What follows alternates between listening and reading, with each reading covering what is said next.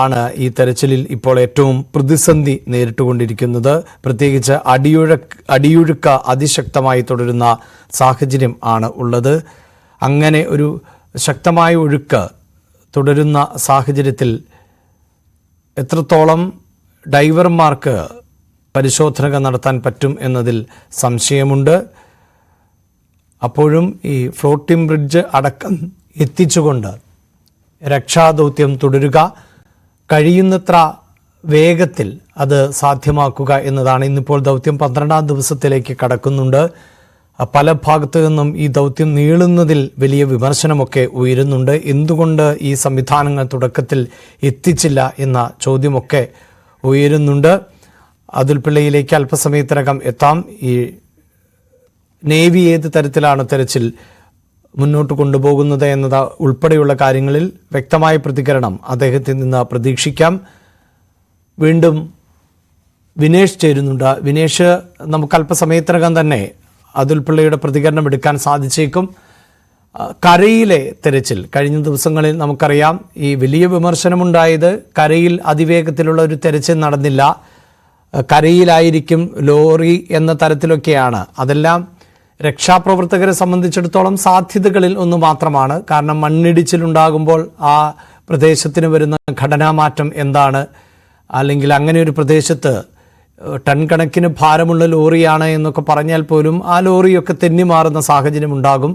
ഇതൊരു ഉരുൾപൊട്ടൽ പോലെ ആയിരുന്നില്ല, മണ്ണിടിച്ചിൽ ആയിരുന്നു. അതുകൊണ്ട് തന്നെയൊക്കെ സ്പോട്ട് ചെയ്യുക എന്നതൊന്നും അത്ര എളുപ്പമല്ല എന്നതൊക്കെ രക്ഷാ ദൗത്യത്തിന് ഏർപ്പെടുന്നവർക്ക് അല്ലെങ്കിൽ വിദഗ്ധ സംഘത്തിന് അറിവുണ്ടാകണം. അപ്പോൾ പോലും അർജുൻ്റെ കുടുംബം ആവശ്യപ്പെട്ട ഇടങ്ങളിൽ ഈ രക്ഷാപ്രവർത്തകരുടെ ഭാഗമായിട്ടുള്ള വോളണ്ടിയർമാരുടെ സാധ്യതകളിൽ ഒക്കെ പരിശോധന നടത്തിയിരുന്നു. ഇപ്പോഴും ആ മണ്ണ് മാറ്റിയുള്ള പരിശോധന തുടരുകയാണല്ലോ. എന്താണ് വിവരങ്ങൾ?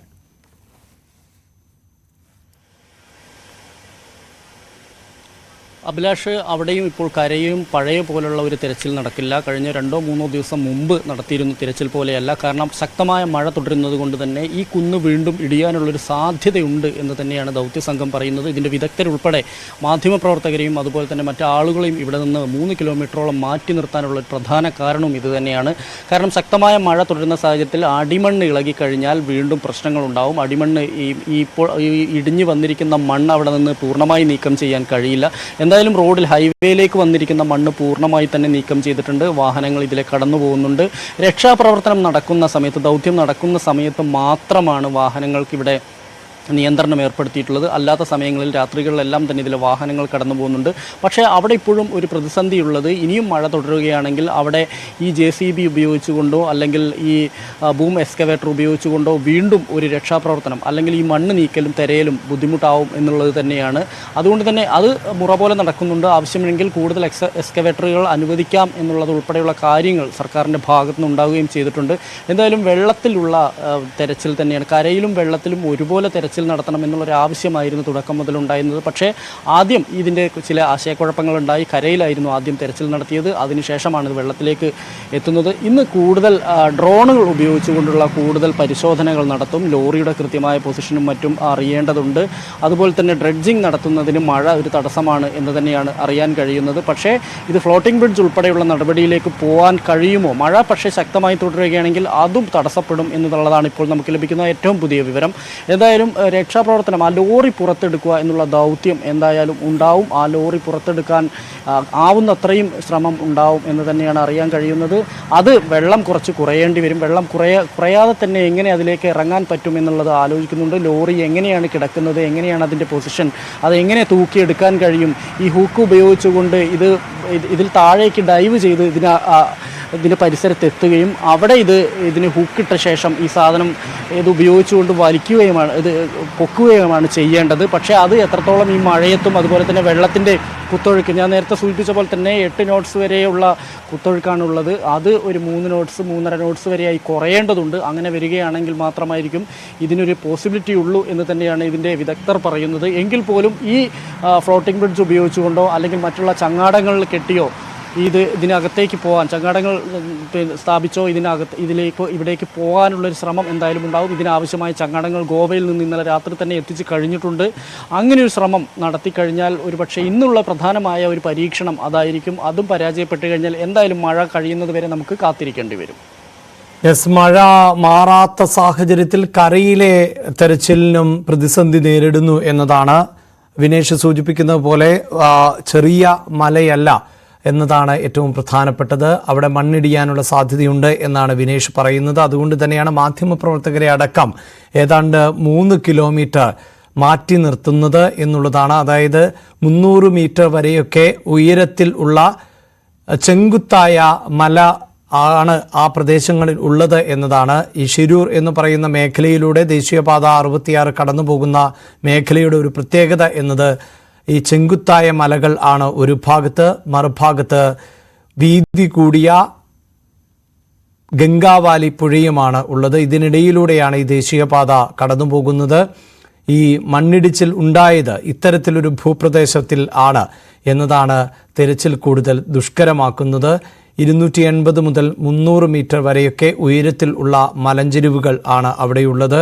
ആ മലഞ്ചെരിവിൽ ആണ് മണ്ണിടിച്ചിൽ ഉണ്ടായത്. അതാകട്ടെ ടൺ കണക്കിന്, ലോഡ് കണക്കിന് മണ്ണ് ആണ് ഈ മണ്ണിടിച്ചിലിൻ്റെ ഭാഗമായി പുഴയിലേക്ക് അടക്കം റോഡ് മറികടന്ന് എത്തിയത് എന്നതാണ്. അത്രമേൽ വലിയ ഒരു അപകടവും മണ്ണിടിച്ചിലുമാണ് ഈ പ്രദേശത്ത് ഉണ്ടായത്.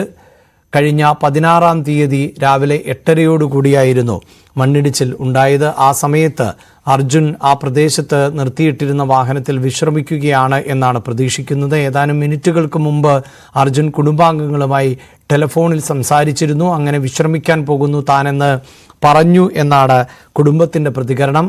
അതോടൊപ്പം അർജുൻ്റെ ശീലം എന്നത് ഈ ക്യാബിനിൽ തന്നെ വിശ്രമിക്കുന്നതായിരുന്നു എന്ന് അർജുനെ പരിചയമുള്ള മറ്റ് ഡ്രൈവർമാർ പറയുന്നു. പൊതുവേ ക്യാബിനിൽ നിന്ന് പുറത്തിറങ്ങാറില്ല. അങ്ങനെ അനാവശ്യമായി വിശ്രമ സമയത്ത് കഴിയുന്നത്ര ക്യാബിനിൽ തന്നെയാണ് സമയം ചെലവഴിക്കാറ് എന്നാണ് പ്രതികരണങ്ങൾ ഉണ്ടായിട്ടുള്ളത്. ഇത്തരം സാധ്യതകൾ മാത്രം ആണ് നമുക്ക് മുന്നിൽ ഉള്ളൂ. ഈ പ്രദേശത്ത് നിന്ന് ഏതെങ്കിലും തരത്തിലുള്ള CCTV ദൃശ്യങ്ങളോ ഒന്നും തന്നെ ഇല്ല.